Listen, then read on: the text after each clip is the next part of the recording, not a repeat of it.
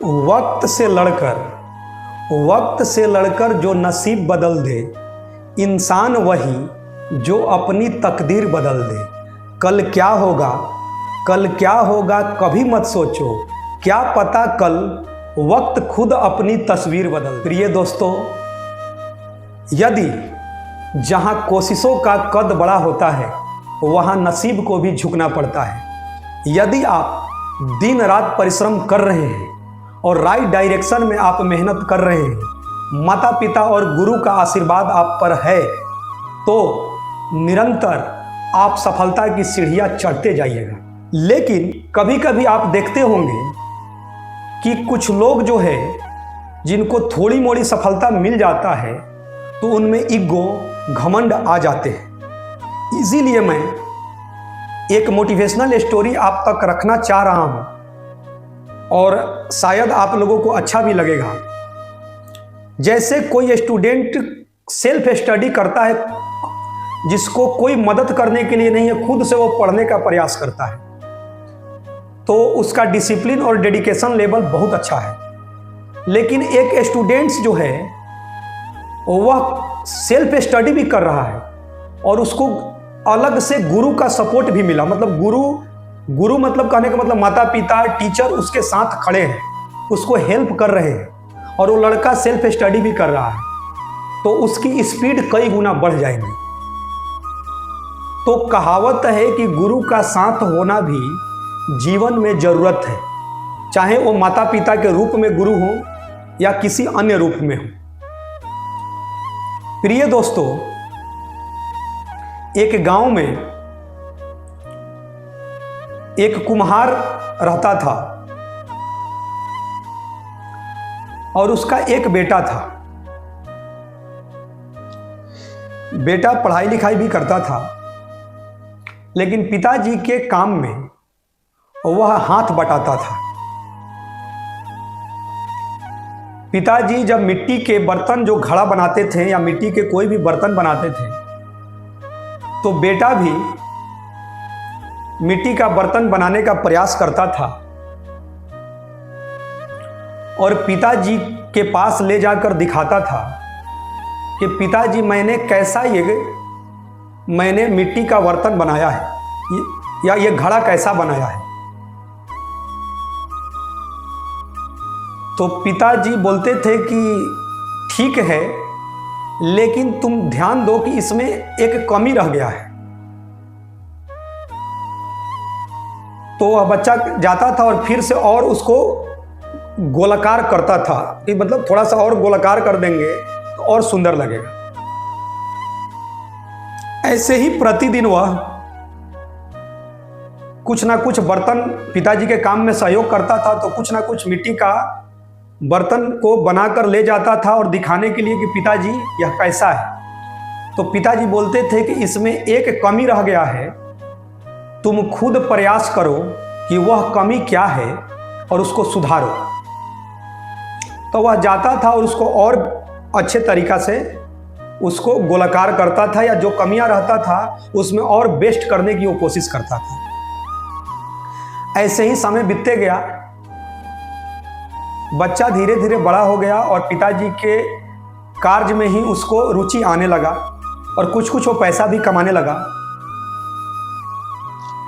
ऐसे ही जब भी वो बर्तन बनाता था तो वो दिखाने के लिए ले जाता था कि पिताजी इसमें कुछ कमी है तो आप बताइए, उसके बाद इसको फाइनल रूप दिया जाएगा।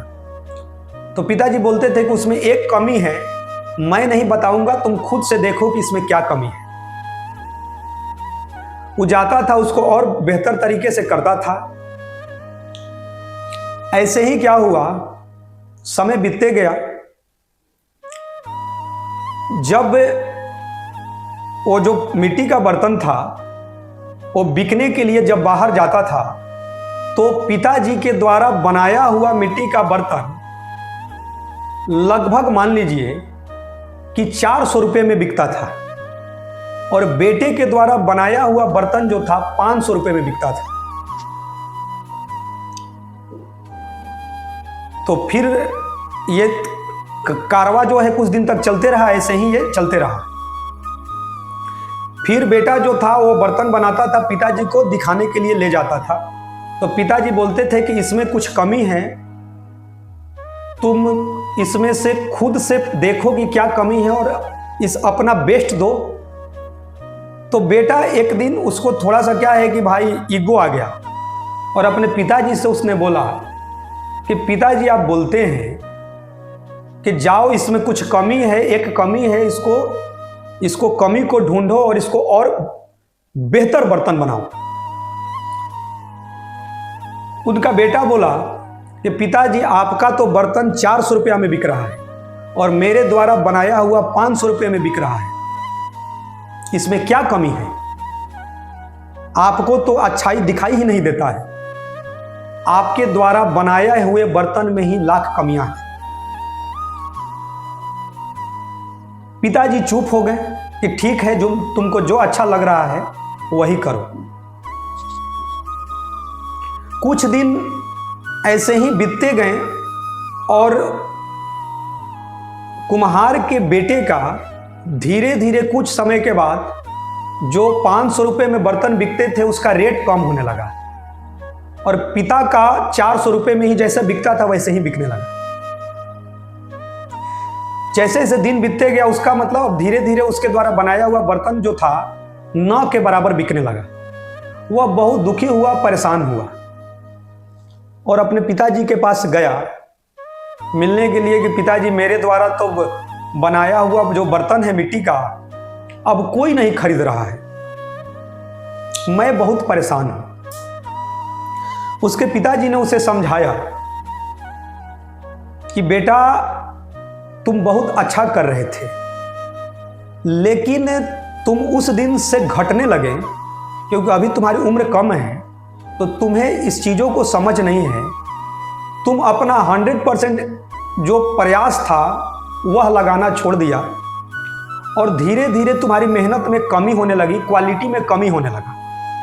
मैं तुम में कमियां नहीं खोज रहा था, मैं एक गुरु के रूप में बस मेरा और एक पिता के रूप में, तुम पिता समझो या गुरु समझो, मेरा यह प्रयास था कि तुम अपनी अच्छाइयों में भी कमियां ढूंढो और अच्छाई में कमियां ढूंढकर और बेहतर करो।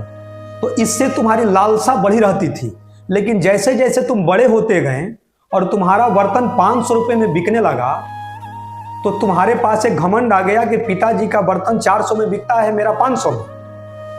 तो उस लड़के के पिताजी ने बोला कि किसी दौर में मेरे पिताजी ने भी मुझे भी समझाया था तो मैं भी उनके बातों को नकार दिया था, लेकिन एक उम्र के बाद मुझे समझ में आया कि मेरे पिताजी भी मुझ में कहते थे कमियां खोजो, कि इसमें क्या कमियां हैं, तो मुझे भी ऐसा लगा था।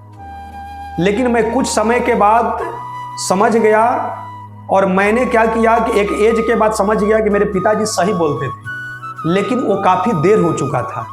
इसीलिए क्या है कि मैं अभी समझ चुका हूँ, इसीलिए मेरे द्वारा बनाए हुए बर्तन 400 में बिकते हैं। लेकिन तुम अभी यंग हो, तुम्हारे पास नया नया विजन है, तुम अलग अलग क्वालिटी से तुम इस बर्तन को नया नया रूप दे सकते थे। केवल अपनी अच्छाइयों में कमियां खोजते तो तुम बेहतर हो सकते थे। लड़का पिताजी को सॉरी बोला कि पिताजी वास्तव में आप हमें आगे बढ़ाना चाहते थे,